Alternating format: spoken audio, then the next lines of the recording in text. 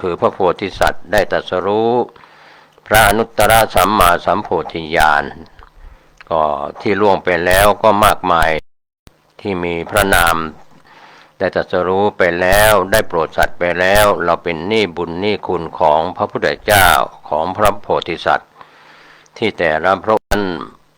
ปรารถนาพระโพธิญาณแล้วยังไม่พอจะต้องเวียนว่ายตายเกิดในวัฏสงสารเรียกว่าเป็นวิชาเป็นวิชาชีวิตวิชาจรณะสัมปันโนนะครับท่านผู้ฟังวิชาแปลว่าปัญญาจรณะแปลว่าความประพฤติได้แก่ศีลสมาธิปัญญาที่ผู้ดำเนินรายการชวนท่านคิดกันในวันนี้จะมีเหตุการณ์ดีเหตุการณ์ร้ายเกิดขึ้นอย่างไรถ้าเราไม่มีคำสอนของพระพุทธเจ้ามาเป็นข้อคิดเตือนจิตเตือนใจที่ผู้ดำเนินรายการชอบพูดถึงการเป็นหนี้บุญคำว่าหนี้บุญก็คือพระพุทธเจ้าได้บังเกิดขึ้นในโลกเหมือนพระอาทิตย์ที่ส่องแสงสว่างให้โลกนี้หายไปจากความมืดวันนี้ถ้าเรามามองแบบเป็นลูกหนี้เจ้าหนี้ก็เห็นได้อย่างชัดเจนว่าพระพุทธองค์นั้นตรัสไว้ตอนหนึ่งว่าอานนท์ศรีอนุชาบัดนี้เราเป็นหนี้ชาวแว่นแคว้นเป็นหนี้ข้าวสุกเป็นหนี้ข้าวสารเป็นหนี้ปัจจัยสี่จีวรบิณฑบาตเสนาสนะคิรานะเภสัชจะต้องใช้หนี้ของศรัทธาสาธุชนเขาทั้งหลายที่เป็นทายกทายิกาก็มีเรื่องที่คำสอนที่ว่าจะใช้หนี้อย่างไรในฐานะเราเป็นบรรพชิตหรือคฤหัสถ์ในปัจจุบัน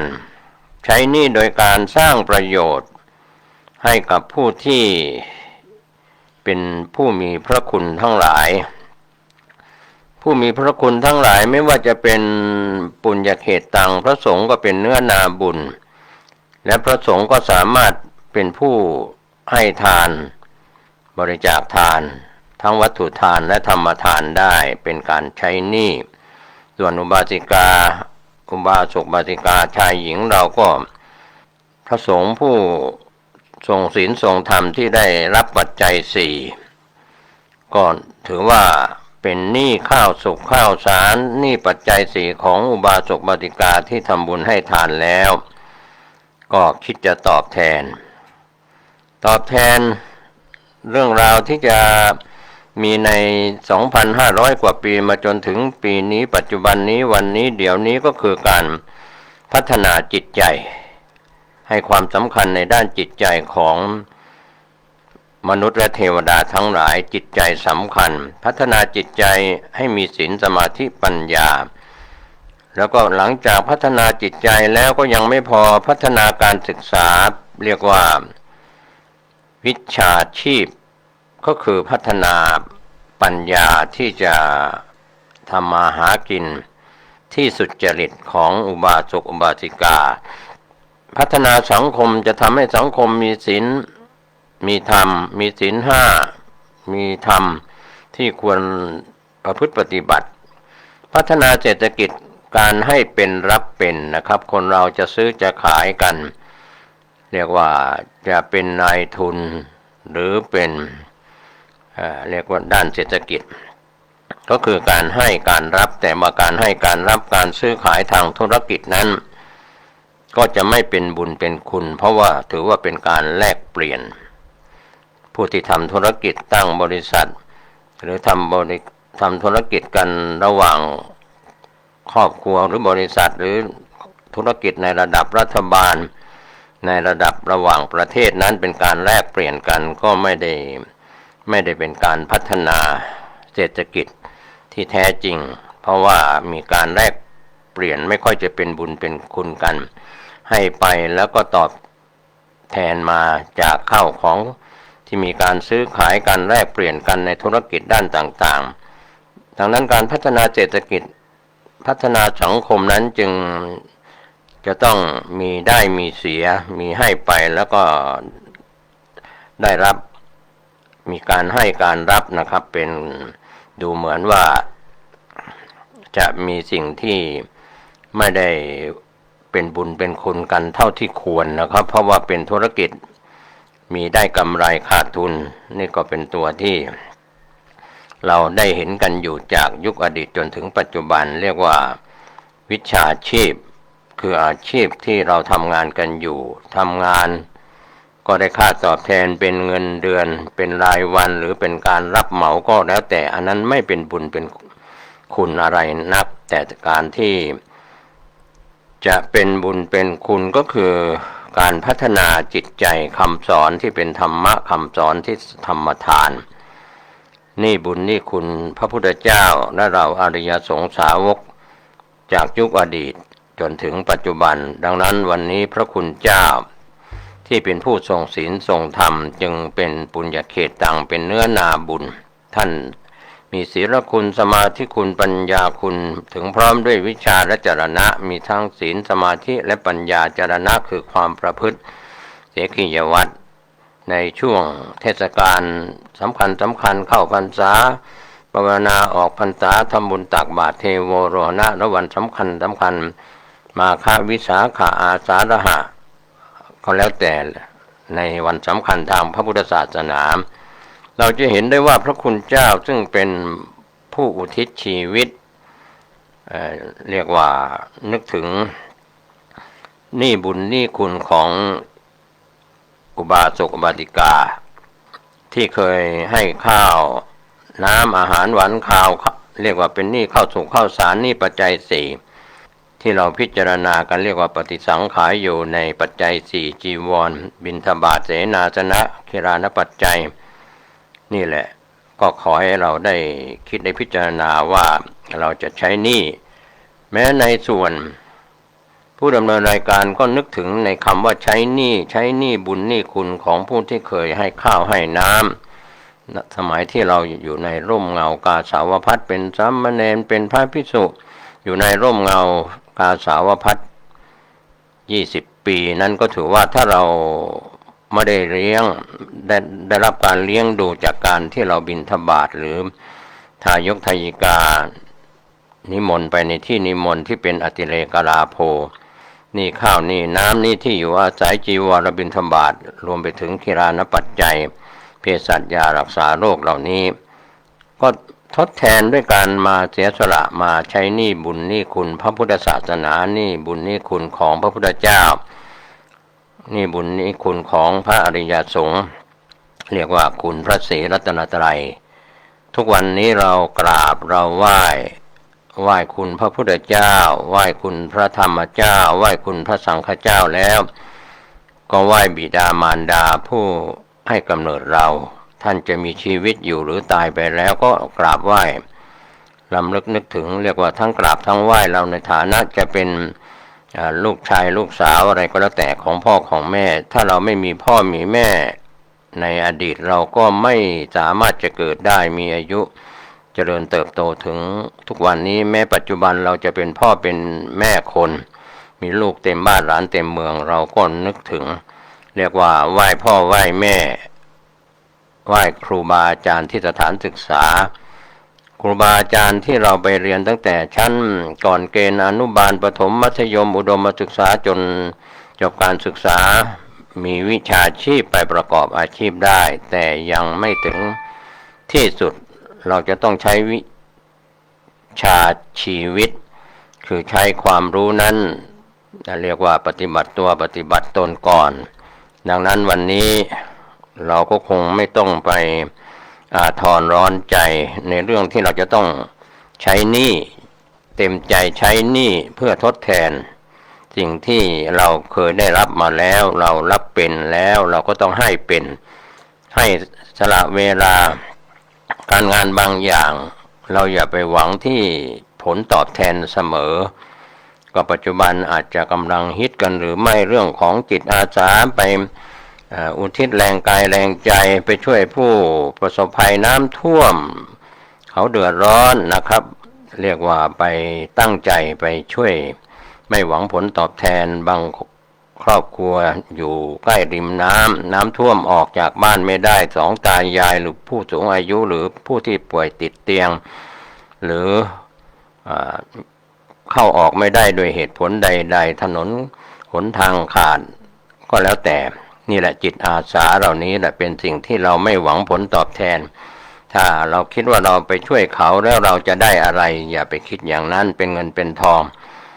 ก็เรียกว่าเสียสละแรงกายแรงใจตลอดถึงหลายท่านก็เป็นผู้ใหญ่ใจดีเสียสละเงินทองหรือปรุงอาหารข้าวกล่องอาหารหวานข้าวเครื่องดื่มน้ำเครื่องดื่มและไปช่วยกันโดยเฉพาะคุณหมอคุณพยาบาลเจ้าหน้าที่สาธารณสุขก็ไปช่วยดูแลเยียวยารักษานี่แหละถามว่าเราให้แรงกายแรงใจแต่เราไม่ได้ไปหวังผลตอบแทนเป็นค่าตอบแทนหลายท่านที่เป็นข้าราชการก็มีภาษีของประชาชนเป็นค่าตอบแทนเงินเดือนสวัสดิการต่างๆหรือในภาคเอกชนเราเป็นปัจเจกชนคนที่ไม่ได้เกี่ยวข้องกับราชการรัฐวิสาหกิจเราเป็นบุคคลที่ผู้ใหญ่ใจดีตั้งใจจะให้เขาได้กินข้าวน้ำเสื้อผ้าเครื่องนุ่งห่มหรือการเข้าไปช่วยเหลือให้เขารอดจากการถูกน้ำท่วมหรือเหตุเพศภัยต่างๆที่อาจจะเกิดขึ้นได้ในข้างหน้าหรือในปัจจุบันนี้เราก็ช่วยกันนะครับอย่าได้นิ่งนอนใจเราได้สร้างบุญสร้างคุณไว้ก็ถือว่าผู้ที่ได้รับการตอบรับของเรานั้นเขาก็ย่อมจะสำนึกในความรู้สึกว่าถ้าวันนี้ไม่มีใครมาช่วยเหลือเราอาจจะตายอาจจะเจ็บป่วยหรืออาจจะไม่รอดจากเหตุเพศภัยน้ำท่วมหรือเหตุเพศภัยจากลมพายุหรือเหตุเพศภัยจากหลายๆสิ่งหลายอย่างจากโจรภัยโจรมาจี้ปล้นหรือในส่วนของเรื่องราวต่างๆวันนี้ถ้าเรากลับมาพูดคุยในแวดวงของพระพุทธศาสนาที่หลายท่านอาจจะได้ยินทั้งพระคุณเจ้าและก็พี่น้องชาวพุทธฝ่ายคฤหัสถ์พูดถึงว่าต้องไปใช้หนี้สงฆ์คำว่าหนี้สงฆ์ก็อาจจะไปใช้อะไรในวัดวาอารามในเรื่องของการใช้หนี้สงฆ์นะครับก็คือการปฏิบัติธรรมกรรมฐานไปทำบุญทำคุณงามความดีแล้วก็พระสงฆ์นั้นเป็นผู้ปฏิบัติดีปฏิบัติชอบก็ท่านจะให้อโหสิกรรมบางครั้งแล้วเราไปทำบาปในวัดไปทำอะไรในวัดที่เป็นกายกรรมวจีกรรมมโนกรรมที่ล่วงล้ำก้ำเกินในพระคุณเจ้าพระภิกษุสามเณรผู้ทรงศีลทรงธรรมที่มีศีลสูงกว่าพวกเราบาศกบาติกาทั้งหลายก็ไปขอเข้ามาไปใช้หนี้สงฆ์บางคนก็ไปกวาดลานวัดไปล้างห้องน้ำห้องสุขาหรือไปช่วยกันซ่อมแซมบูรณะปฏิสังขรณ์วัดเรียกว่าไปใช้หนี้สงฆ์เพราะว่าพระคุณเจ้านั้นไม่มีเงินทุนไม่มีงบประมาณไม่มีอะไรที่จะมาซ่อมแซมหรือจะมาทำบูรณะปฏิสังขรณ์หรือสร้างขึ้นใหม่นั้นกายกรรมวจีกรรมมโนกรรมที่เราอาจจะร่วงล้ำก้ำเกินในพระคุณเจ้าผู้ทรงศีลทรงธรรมตามวัดวาอารามต่างๆที่อยู่ใกล้บ้านท่านก็ไปใช้หนี้สงฆ์ด้วยการที่เพื่อไปขอขมาลาโทษในสามีจิกรรมจะเห็นได้ว่าพระสงฆ์นั้นท่านถือปฏิบัติในเทศกาลเข้าพรรษาท่านก็ไปสุมาคารวะพระเถระครูบาอาจารย์ที่มีพรรษาสูงกว่าเสมอกันหรือต่ำกว่าก็หมายความว่ามีสามีจิกรรมแสดงความเคารพนับถือกันตามลำดับพรรษาส่วนวันภาวนามาถึงพระสงฆ์ก็จะเข้าโรงอุโบสถงดการสวดพระปฏิโมกข์แต่ว่าเป็นสังฆปวารณาต่อกันด้วยกายกรรมวจีกรรมมโนกรรมที่ล่วงล้ำก้ำเกินในพระสงฆ์ที่ไปล่วงเกินในพระมหาเถระพระเถระพระมัชฌิมพระนวกะด้วยเห็นด้วยยินด้วยรังเกียจก็ดีเขาถือว่าไปขอขมาลาโทษกันเป็นการปวารณากันว่าท่านได้เห็นได้ยินหรือได้รังเกียจที่ข้อบกพร่องของแต่ละรูปแต่ละท่านแต่ละนามดังนั้นปวารณาสังฆกรรมนั้นจึงเป็นปวารณาที่ยิ่งใหญ่ พระสงฆ์พระมหาเถระก็ไม่ถือเนื้อถือตัวพระเถระก็ไม่ถือเนื้อถือตัวพระมัชฌิมะหรือพระนวกะก็รู้จักสำนึก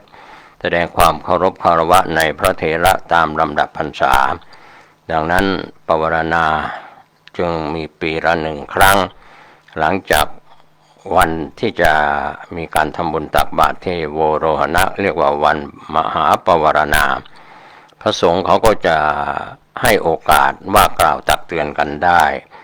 ก็ถือว่าอโหสิกรรมนั้นเป็นการชำระหนี้สงฆ์ให้พ้นจากเป็นโทษเป็นพิษเป็นภัยเป็นอันตราย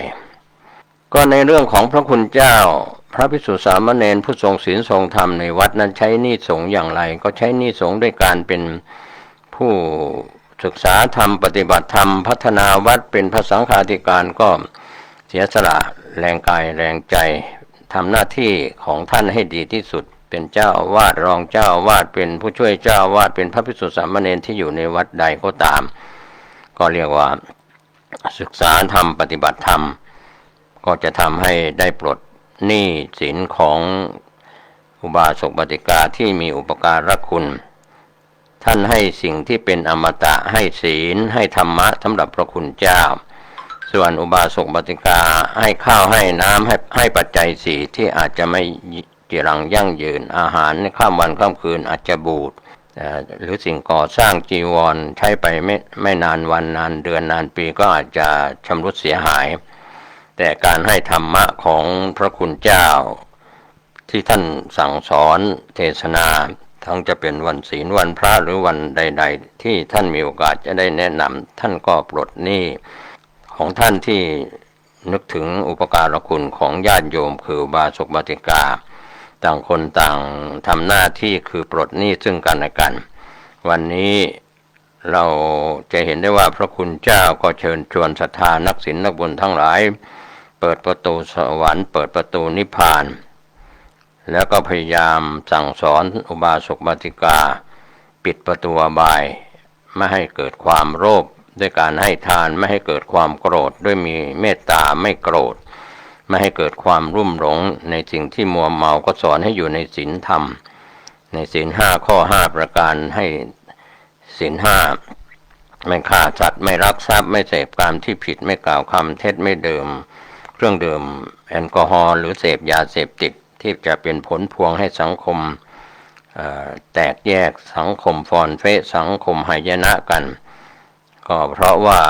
ผิดศีลและก็ไม่เอาธรรมะมาสู่จิตใจดังนั้นประตูสวรรค์เกิดประตูนิพพานเกิดจากพระคุณเจ้าได้ชี้ช่องชี้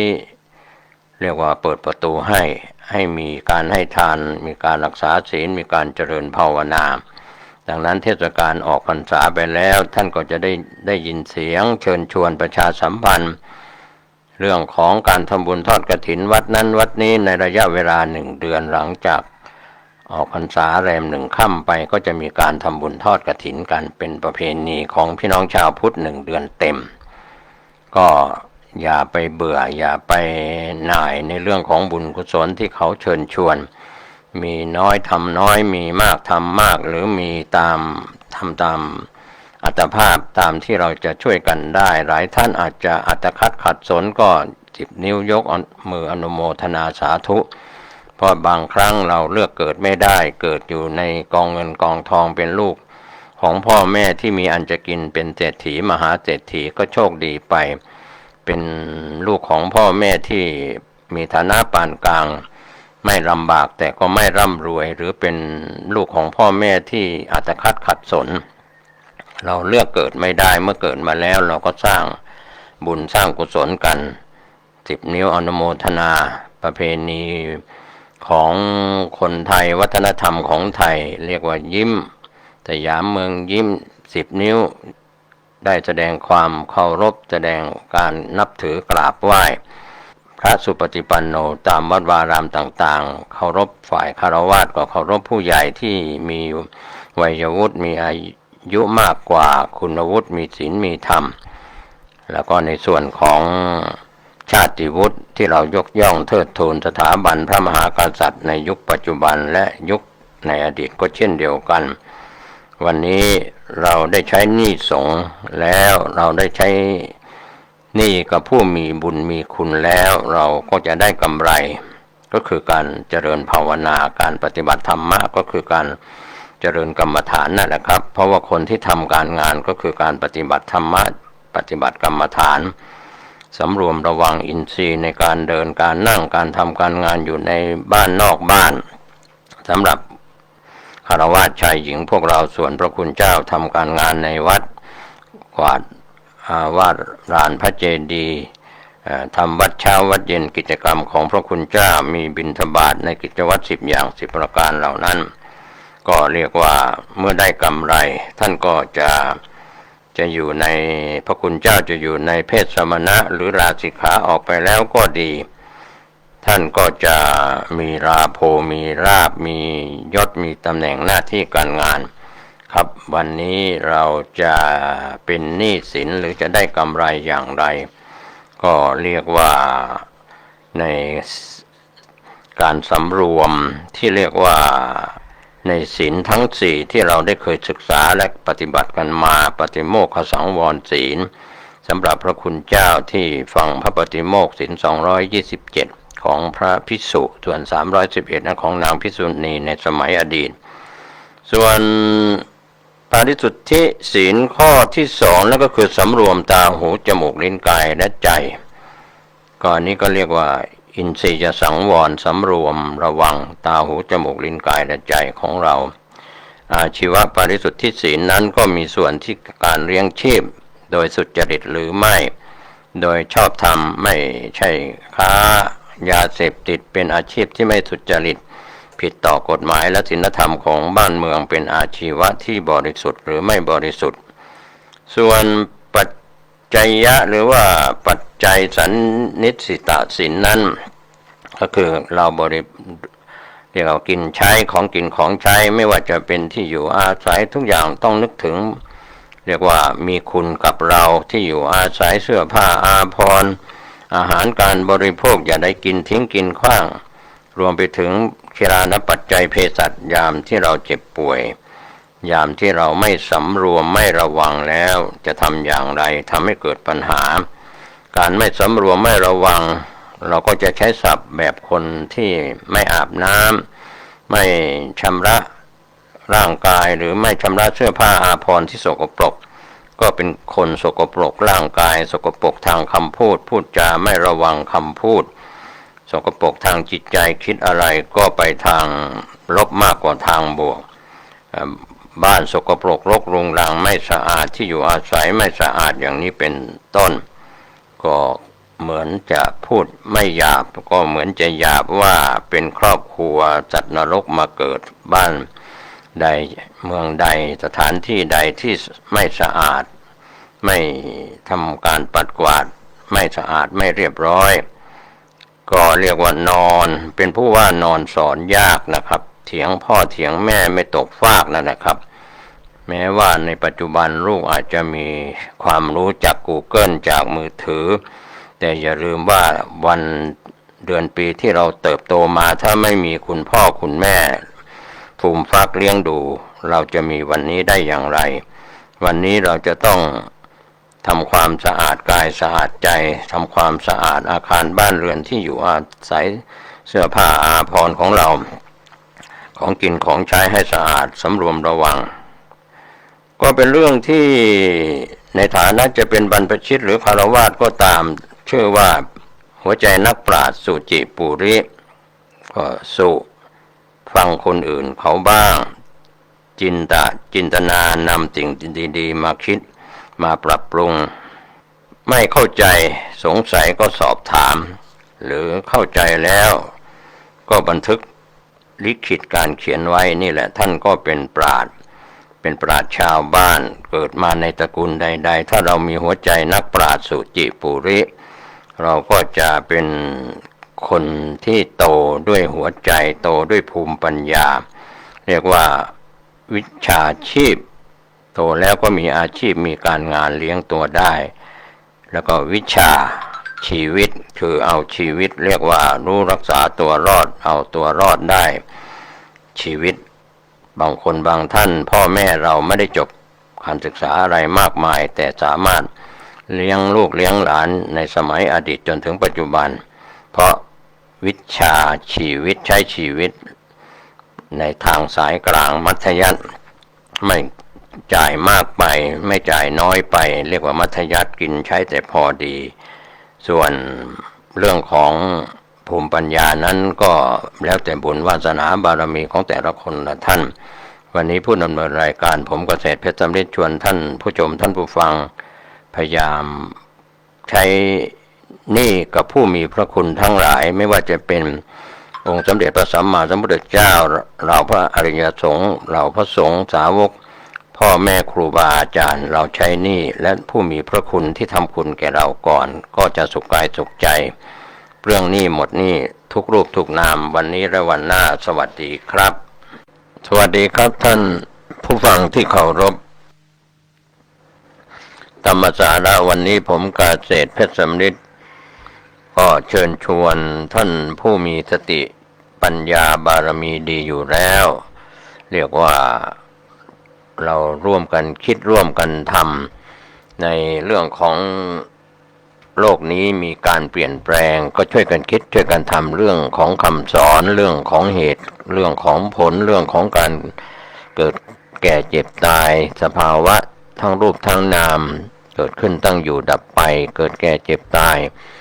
เป็นธรรมดานะครับหลายท่านก็อาจจะยังมีเรื่องของมานะถือเนื้อถือตัวถือตนว่าสูงกว่าเสมอกันหรือถือว่าต่ำกว่า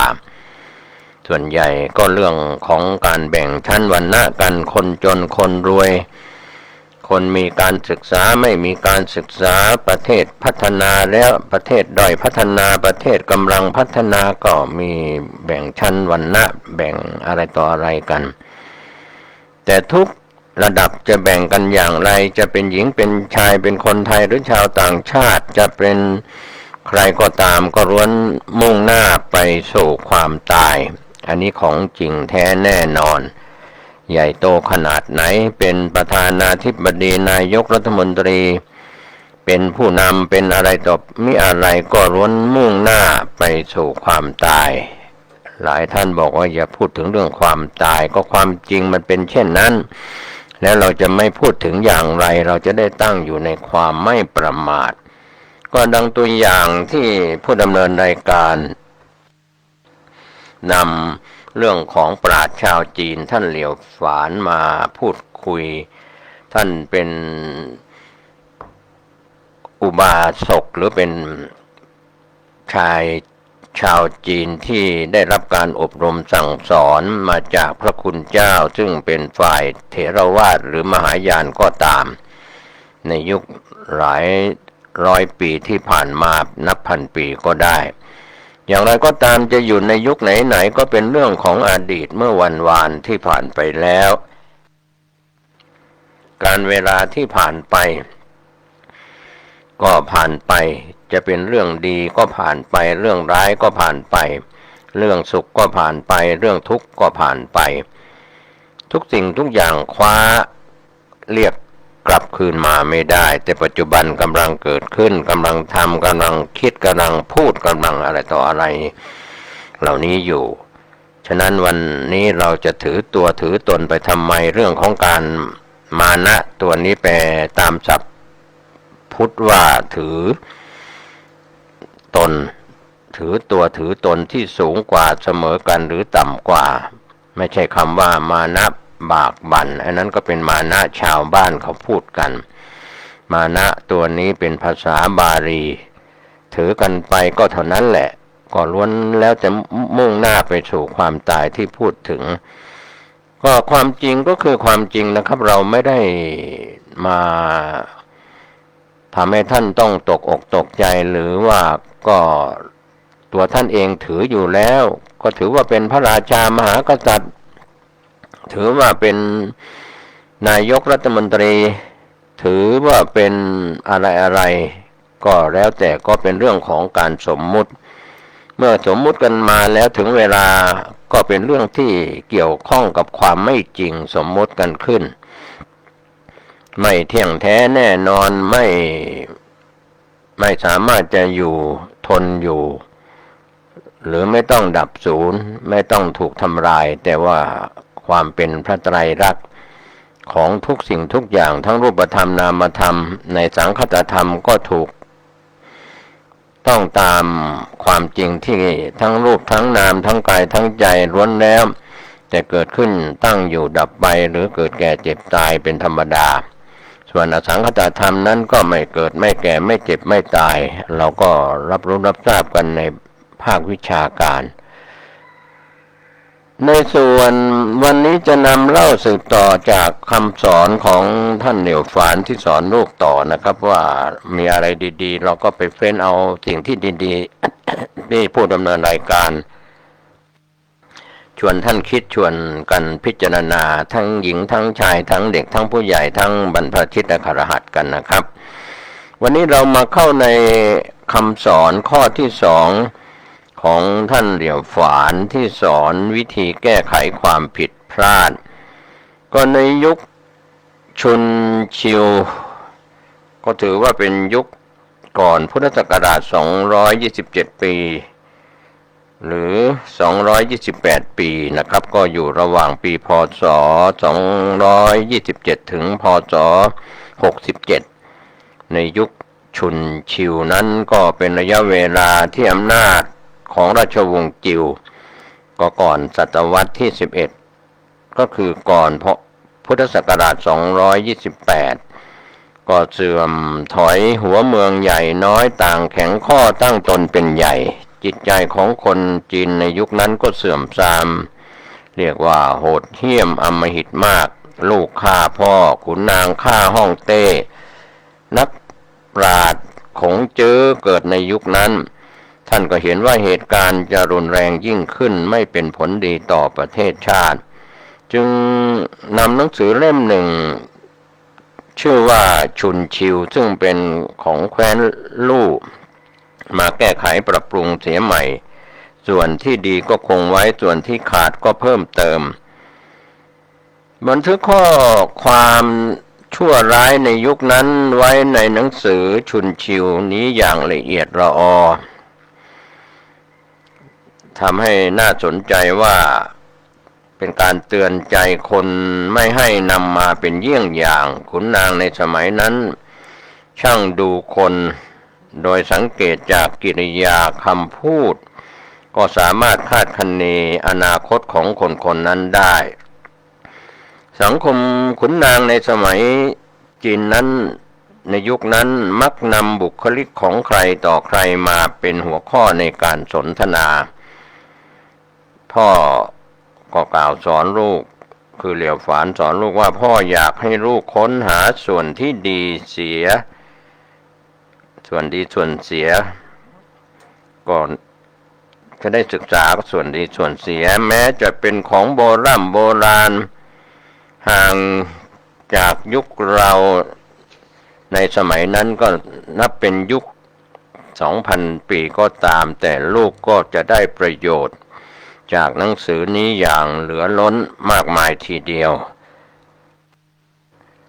ก็ยังมีอีกหนังสืออีกหลายเล่มที่บันทึกประวัติศาสตร์ในระยะ 2,000 ปีเมื่อลูก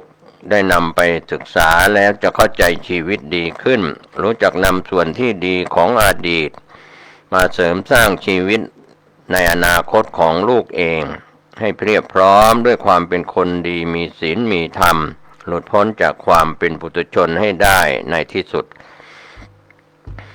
ธรรมดานิมิตหรือว่าลางสังหรณ์ก็จะเกิดทางใจแล้วก็ปรากฏให้เห็นทางอิริยาบถยืนเดินนั่งนอนหรืออิริยาบถย่อยกิริยาท่าทางบุคลิกลักษณะจึงเปรียบประดุจกระจกเงาฉายให้เห็นบุญวาสนาหรือเคราะห์กรรมที่บุคคลนั้นจะต้องได้รับต่อไปในอนาคตปุถุชนก็มักมองไม่เห็นบุคลิกลักษณะอันที่น่าจะศึกษาแบบนี้ก็กลับเห็นว่าเป็นการคาดคะเนที่ไม่แน่นอนธรรมชาตินั้นมีความซื่อตรงยิ่งนักหากเราเอาอย่างธรรมชาติได้จิตใจของเราก็จะมีการผสมผสาน เป็นอันหนึ่งอันเดียวกันกับธรรมชาติเรียกว่าฟ้าดินนั่นเองลูกจงสังเกตพฤติกรรมของบุคคลต่างๆว่าเขาชอบทำดีหรือทำชั่วถ้าเขาชอบทำแต่กรรมดีทำได้ครบตามมาตรการแล้วก็สูงถึงมาตรฐานแล้วไซก็เชื่อมั่นจงใจแน่ใจเถิดว่าเขาจะต้องได้รับผลดีแน่ๆแต่ถ้าเขาชอบทำแต่กรรมชั่วลูกก็จงแน่ใจเถิดว่าเขาจะต้องได้รับผลเลวร้ายตอบแทนหากลูกต้องการความสุขและห่างไกลจากความทุกข์ลูกจะต้องรู้จักวิธีแก้ไขความผิดพลาดของตนเองเสียก่อนข้อแรกนั้นขอให้ลูกต้องมีความละอายต่อการทำชั่วไม่ว่าจะอยู่ต่อหน้าหรือลับหลังผู้คนก็ตามลูกลองคิดดูว่านักปราชญ์แต่ครั้งโบราณมานั้นท่านก็เป็นชายอกสามศอกเช่นลูกนี้แหละนะครับแต่ฉะไหนท่านเหล่านั้นจึงได้รับความเคารพบูชาเป็นปูชนียบุคคลแม้เวลาจะผ่านไปแล้วเป็นร้อยชั่วคนก็ตามส่วนลูกนั้นก็ยังคงเป็นกระเบื้องที่แตกอยู่เป็นเตียงๆในชีวิตก็ยังไม่ได้สร้างอะไรเป็นชิ้นเป็นอันเป็นแก่นเป็นสารให้ปรากฏเลยเหลียวฝานสอนลูกคุยกับลูกอย่ามัวหลงระเริงอยู่กับความสุขทางโลกเหมือนผ้าขาวที่ถูกสีต่างๆแปดเปื้อนไปเสียย่อมหมดความบริสุทธิ์ผุดพองก็มักจะทำอะไรที่ไม่สมควรทำไม่สมควรพูดหรือคิดว่าผู้อื่นไม่ร่วงรู้จึงเก็บซ่อนเร้นความในใจไว้ต่อไปก็จะเหิมเกริมถ้าคิดดีก็ไปทางดีถ้าคิดไม่ดีก็ไปทางเลวร้าย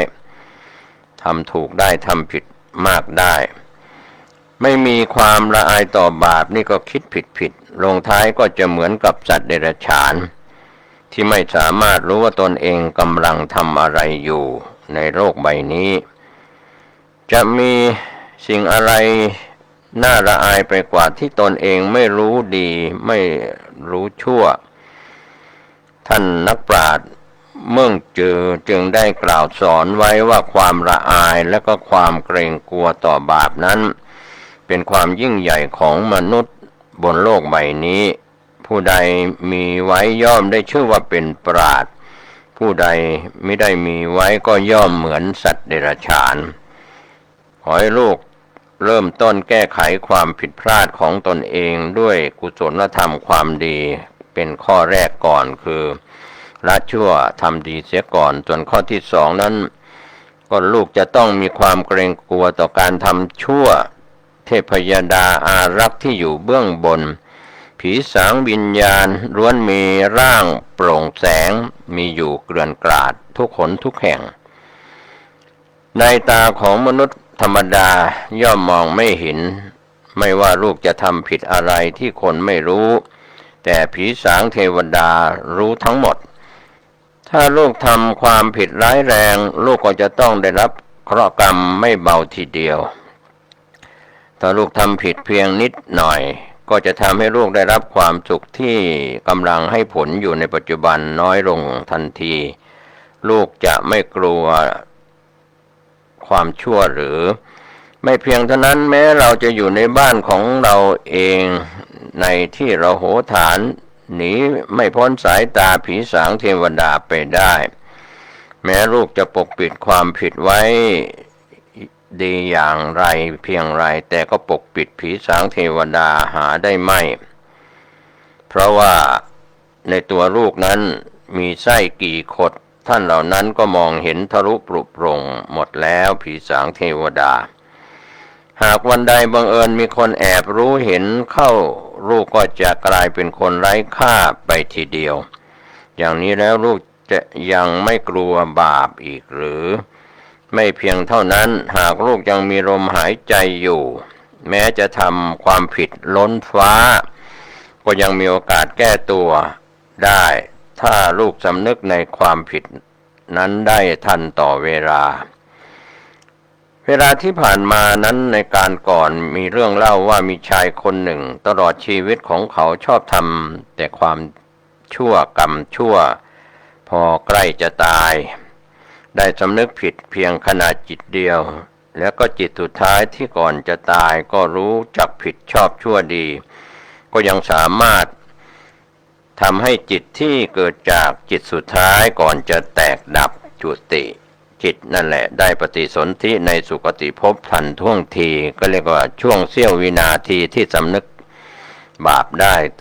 สำนึกในความผิดนึกถึงความดีก็ไปสุคติได้ช่วงเสี้ยวสุดท้ายของความตายจะมาถึงก็เรียกว่ารอดการไปเกิดในทุกขตินรกเปรตอสุรกายสัตว์เดรัจฉานอย่างบุดหวิดนะครับเพราะว่าเขาได้ไปสู่สุคติเสียก่อนเช่นนี้จิตที่รู้จักคำว่ารู้จักผิดชอบชั่วดีในวินาทีสุดท้ายก่อนตายก็เรียกว่าเป็นปัจจัยให้เขาสร้างกรรมดีความดีหากเขาสามารถสั่งสมความดีได้มากกว่ากรรมชั่วที่เคยทำมาเป็นหมื่นเท่าพันทวีแล้วผลแห่งกรรมชั่วที่ไม่ใช่กรรมหนักก็จะติดตามมาให้ผลไม่เรียกว่าไม่ทันก็เหมือนคนอยู่ในถ้ำที่มืดมิดมานานนับพันปีเพียงแต่จุดไฟจุดใต้ตะเกียงให้สว่างเพียงดวงเดียวก็สามารถขับไล่ความมืดที่มีมานานนับพันปีให้หมดสิ้นไปได้พริบตาฉะนั้นขอให้ลูกจงจำไว้ว่าความผิดที่ลูกกระทำไว้นานแล้วหรือเพิ่งกระทำขอให้รู้สำนึกแล้วก็แก้ไขเสียทันทีจะเอาตัวรอดได้ไม่ต้องไปสู้ที่เราจะต้องตกไปสู่อบายทุกขติภพมีสัตว์นรกเปรตอสุรกายสัตว์เดรัจฉานซึ่งเต็มไปด้วยความทุกข์ทรมานแต่ลูกจะต้องจำไว้ให้ดีว่าแม้ความผิดนั้นเป็นสิ่งที่แก้ไขได้ก็อย่านอนใจที่จะทำผิดบ่อยๆอย่านึกว่าวันนี้เราทำผิดแค่นี้ไม่เป็นไรพรุ่งนี้เราจะแก้ไขไม่ทำอีกก็แล้วกันถ้าคิดเช่นนี้ก็ผิดจากวัตถุประสงค์ที่พ่อพร่ำสอนลูกอันความผิดที่เกิดจากรู้ว่าผิดแล้วยังจงใจจะทำอีกก็เป็นมโนกรรมที่มีโทษหนักแม้ลูกตั้งใจจะแก้ไขในวันพรุ่งนี้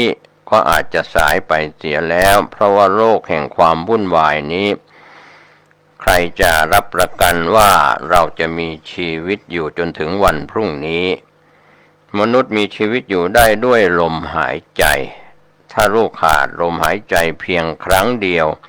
ชีวิตนี้ก็ไม่ใช่ของลูกเสียแล้วทุกสิ่งทุกอย่างลูกนำติดตัวไปด้วยไม่ได้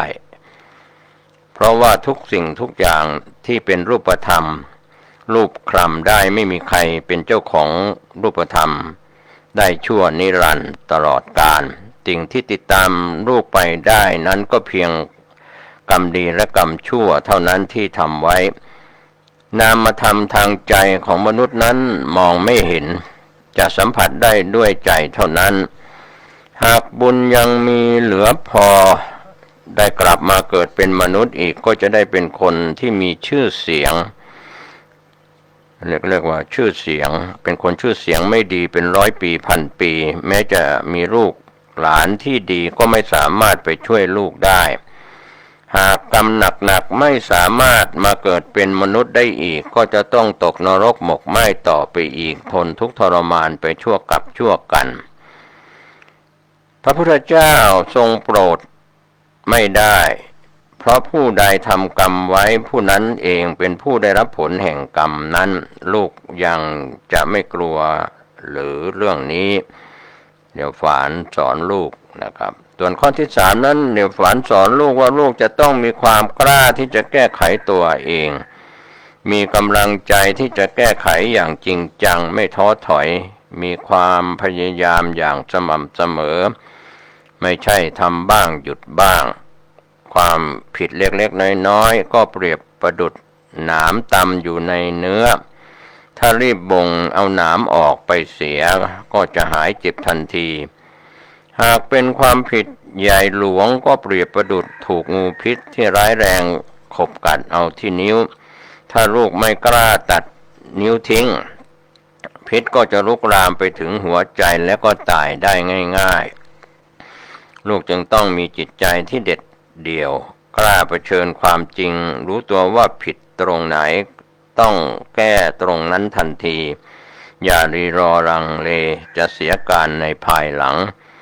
ลูกจงศึกษาวิชาป้อยก่วยที่ว่าด้วยความแข็งแกร่งของฟ้าความอ่อนโยนของดินความมีพลังของไฟความเย็นของน้ำความกึกก้องของเสียงฟ้าร้องความแรงกล้าของลมความมั่นคงของขุนเขาดอยภูผาแล้วก็ความเป็นกระแสของสายทานน้ำไหลในแม่น้ำลำคลองแล้วลูกจะเข้าใจถึงธรรมชาติ8ประการนี้ได้เป็นอย่างดีเรียกว่าต่างก็เป็นปัจจัยให้กันและกันได้ยามที่พายุมาเสียงฟ้าร้องลมก็จะเป็นปัจจัยช่วยให้ฟ้าร้องดังยิ่งขึ้นฟ้าก็จะช่วยให้ลมมีกำลังพัดรุนแรงขึ้นตัวอย่างเหล่านี้ถ้าลูกศึกษาให้เข้าใจแล้วก็จะสามารถนำวิชาป้อยก่วยเหล่านี้มาประยุกต์ใช้ในชีวิตประจำวันให้เกิดประโยชน์สุขแก่ลูกเองความผิดถูกความดีชั่วล้วนเป็นปัจจัยแก่กันและกันเมื่อรู้ว่าผิดรีบแก้ไขเสียความถูกก็จะกลับคืนมาเมื่อทำความดีอยู่ความชั่วไหนเลยจะกล้ำกลายทั้งหมดนี้ขึ้นอยู่กับความเด็ดเดี่ยวกล้าหาญของลูกเองเท่านั้นจงจดจำไว้เมื่อลูกมีความละอายมีความเกรงกลัวและก็มีความกล้าหาญเด็ดเดี่ยวก็จะแก้ไขความผิดพลาดของตนเองได้ความผิดนั้นย่อมจะลดน้อยถอยลงจนหมดไปในที่สุดก็เปรียบประดุจสายน้ำที่รวมตัวกลายเป็นน้ำแข็งในฤดูใบไม้ผลิเมื่อถูกแสงอาทิตย์ก็ย่อมละลายกลายเป็นน้ำดังเดิมแต่ความผิดพลาดของมนุษย์นั้นไม่ง่ายดังว่าไปเสียทั้งหมดบางสิ่งต้องแก้ที่เหตุการณ์บางสิ่งต้องแก้ที่เหตุผลบางสิ่งต้องแก้ที่จิตใจวิธีการแก้ไขย่อมแตกต่างกันออกไปผลที่ได้ก็ไม่เหมือนกันลูกจงฟังไว้ให้ดีเช่นเมื่อวานนี้เราฆ่าสัตว์วันนี้เราตั้งใจไม่ฆ่าสัตว์นั้นอีกต่อไปหรือเมื่อวานนี้เราโกรธเราด่าใครไปมากมายวันนี้เราตั้งใจไม่โกรธอีกต่อไปนี่คือการแก้ไขเหตุการณ์ทำผิดแล้วจงคิดได้ซึ่งไม่ค่อยจะได้ผลเพียงระงับได้ชั่วคราวเผลอเมื่อไหร่เราก็ทำผิดอีกการแก้ไขจึงต้องแก้ก่อนที่จะมีการกระทำผิดซ้ำเกิดขึ้นต้องรู้เหตุที่จะก่อให้เกิดความผิดเสียก่อนเช่นการฆ่าสัตว์ถ้าเราเข้าใจเสียก่อนว่าชีวิตใครๆก็รักฉะไหนจะฆ่าสัตว์อื่นเพื่อเลี้ยงชีวิตเราให้ยืนยาวเล่าถ้ามีใครทำกับเราบ้างอย่างนี้ลูกจะยอมหรืออันหนึ่งการฆ่าสัตว์นั้นทำให้เกิดความทรมานเจ็บปวดแสนสาหัสนำสัตว์ต้มในกระทะร้อนๆกว่าจะตายก็แสบร้อนไปทุกขุมขนแม้เราจะบริโภคอาหารสัตว์อร่อยเพียงใดนั้นเมื่อเข้าไปอยู่ในท้องของเราแล้วก็จะเปลี่ยนเป็นปฏิกูลของเสียต่อไปถ้าเราบริโภคแต่พืชผักผลไม้เราก็อยู่ได้อย่างเป็นสุขเช่นกันไม่ได้เดือดร้อนอะไรฉะไหนจึงต้องไปทำลายชีวิตผู้อื่นเพื่อความอิ่มเพียงชั่วครู่ชั่วยามแต่ก็ต้องทำลายบุญที่มีอยู่แล้วให้น้อยลงแล้วก็เพิ่มบาปกรรมให้มากขึ้นด้วยเล่าอันนี้ก็เป็นข้อสอนของท่านเหลียวฝานสอนลูกก็สอนต่อไปว่าชีวิตที่ประกอบขึ้นด้วยเลือดเนื้อนั้นก็ย่อมมีวิญญาณความรู้สึกนึกคิดเช่นเดียวกันกับเราถ้าเราไม่สามารถทำให้สัตว์เรานั้นมารักมานับถือเราไว้วางใจเราและอยากอยู่ใกล้ตัวเราแล้ว เราก็อย่าสร้างความเครียดแค้นชิงชังให้กับสัตว์เหล่านั้นจนถึงต้องจองเวรจองกรรมกันมากขึ้นถ้าลูกคิดได้เช่นนี้ลูกก็จะกลืนเนื้อสัตว์เหล่านั้นไม่ลงคอสมัยโบราณในยุคหินเก่าๆนั้นเรามีผู้นำที่ทรงเปี่ยมด้วยพระเมตตากรุณาทรงปรีชาสามารถยิ่งพระองค์หนึ่งซึ่งมีพระนามว่าตี้สุนก่อนเสวยราชย์โดยราษฎรพร้อมใจกันเลือกท่านเป็นชาวนาระหว่างที่ทำนาอยู่นั้นจะมีช้างมาช่วยท่านไถนามีนกมาช่วยท่านถอนหญ้าซึ่งปัจจุบันนี้ภาพเช่นนี้หาดูไม่ได้อีกแล้วก็เพราะมนุษย์ขาดความเมตตาการุณอย่างจริงใจนั่นเองก็เรื่องของความโกรธก็เช่นกันถ้าเรารู้จักคิดสักนิดว่าคนนั้นแตกต่างกันทั้งนิสัยสติปัญญากรรมในอดีตและปัจจุบันภูมิปัญญาหลังของแต่ละคนจึงไม่เหมือนกันบางอย่างนี่เขาสู้เราไม่ได้บางอย่างเราสู้เขาไม่ได้เมื่อเขาพลาดพลั้งไปก็ด้วยความรู้เท่าไม่ถึงการเป็นความโง่เขลาเบาปัญญาของเขาน่าสงสารมากกว่าน่าให้อภัยมากกว่าถึงแม้เขาจะร้ายกับเราก็เป็นเรื่องที่เขาทำผิดเองเราไม่เดือดร้อนมากนักก็จะไม่เกิดความโกรธขึ้นมาลูกจะต้องคิดให้ได้ว่าในโลกนี้ไม่มีใครเลยที่ไม่เคยทำความผิดคนที่อวดดีอวดวิเศษนั้นหาใช่ปราชญ์ที่แท้จริงไม่คนที่มีความรู้สมเป็นนักปราชญ์นั้นท่านมักถ่อมตนคอยจับผิดตนเองไม่กล้าโกรธเคืองผู้อื่นไม่จับผิดผู้อื่นเรียกว่า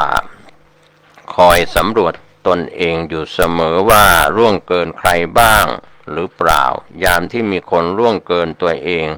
ก็จะถามตนเองเสียก่อนว่าได้เคยล่วงเกินเขาไว้ก่อนหรือไม่ยามที่มีคนไม่จริงใจต่อตัวเราก็ต้องถามตนเองเสียก่อนว่าได้เคยแสดงความไม่จริงใจต่อเขามาก่อนหรือไม่เรามัวคิดเสียจนเป็นเรียกว่ารู้เท่าไม่ทันเราก็มักไม่ทันก็เลยโกรธผู้อื่นอย่างนี้เป็นต้นเป็นตัวอย่างก็วันนี้เรื่องของท่านเหลียวฝานสอนลูกเป็นคำสอนวิธีแก้ไขความผิดพลาดก็คงจะเกิดประโยชน์กับท่านผู้ฟังผมเกษตรเพชรสำริดชวนท่านมาคิดมาพิจารณาตามคำสอนของปราชญ์จีนท่านเหลียวฝานสอนลูกก็คงจะมีแง่คิดดีๆให้ท่านสุขกายสุขใจทั้งวันนี้และวันหน้าสอนลูกหลานในสถาบันครอบครัวช่วยให้ครอบครัวอยู่เย็นเป็นสุขทุกครอบครัวทุกรูปทุกนามสวัสดีครับสวัสดีครับท่านผู้ฟังที่เคารพธรรมจาระวันนี้ผมกาเศรษฐ์เพชรสำริดวิทยากรนำเรื่องราวต่างๆที่เกี่ยวข้องกับหลักธรรมคำสอนในทางพระพุทธศาสนา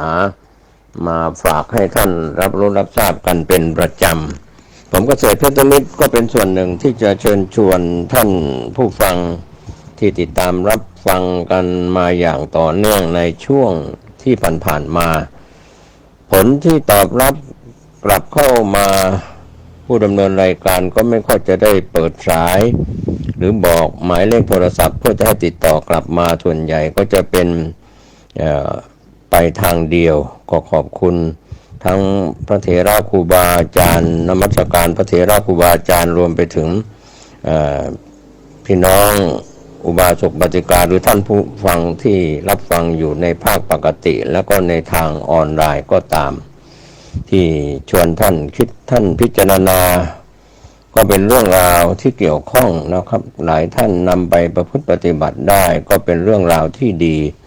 ที่เรามาสร้างบารมีร่วมกันที่ผู้ดำเนินรายการใช้ศัพท์ว่าแบ่งปันช่วยกันคิดช่วยกันรับรู้รับทราบวิพากษ์วิจารณ์ธรรมวิจารณ์ธรรมะสาระต่างๆที่เราได้เคยพูดถึงกันอยู่ตลอดเวลา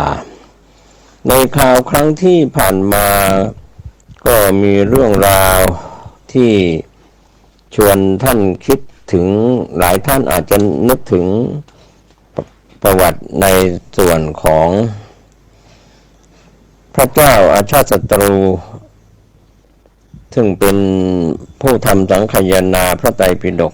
ครั้งแรกในทางพระพุทธศาสนาในยุคอดีตที่ผ่านมาถ้าเรามองไปที่พระเจ้าอาชาติศัตรูนั้นอาจจะเคยหลงผิดไปคิดชั่วคบกับพระเทวทัตก็ทำให้หลงผิดเข้าใจผิดซึ่งพระเทวทัตนั้นก็เป็นฝ่ายตรงข้ามที่ยุยงสงให้แตกแยกกันบ้างทำสังฆเพศให้สงแตกแยกกันแล้ว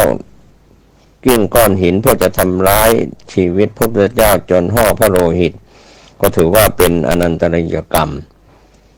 แต่ในสิ่งที่พระเจ้าอาชาติศัตรูซึ่งเป็น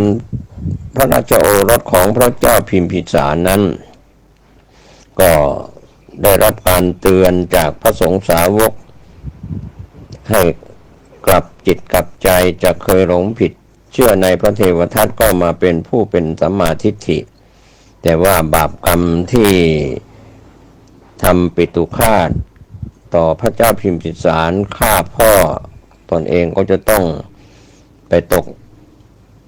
อเวจีมหานรกแต่บาปกรรมส่วนนั้นเป็นอย่างหนักสำหรับพระเทวทัตไปสู่อเวจีมหานรกแต่พระเจ้าอาชาติศัตรูนั้นต่อมาภายหลังสำนึกผิดที่ได้เคยหลงเชื่อพระเทวทัตก็มาสร้างคุณงามความดีหลายคนก็ไปมองว่าบุญไปล้างบาปความจริงไม่ใช่นะครับก็พระเทวทัตนั้นทำอนันตริยกรรมทั้งสังฆเพศแล้วก็ในส่วนของ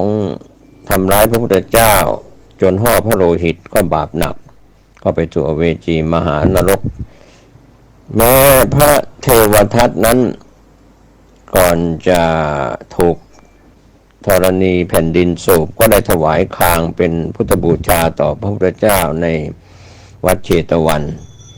ก็ถือว่าพระพุทธเจ้าได้พยากรณ์ว่าพระเทวทัตต่อไปในภายภาคหน้าก็จะได้เป็นพระปัจเจกพุทธเจ้าที่มีกระดูกเป็นสาระนะครับเป็นตามชื่อส่วนพระเจ้าอาชาติศัตรูก็เป็นพระปัจเจกพุทธเจ้าเหมือนกันแต่บาปกรรมที่ฆ่าพระเจ้าพิมพิสารสำหรับพระเจ้าอาชาติศัตรูนั้นก็เรียกว่าได้ไปตกโลหะคุมพีนรกที่มีลักษณะเหมือนหม้อนะครับเรียกว่าก่อนจะไปจมลงไปถึงก้นหม้อกว่าจะมาโผล่ก้นหม้อก็ถือว่าบาปกรรมในโลหะคุมพีนรกที่พระเจ้า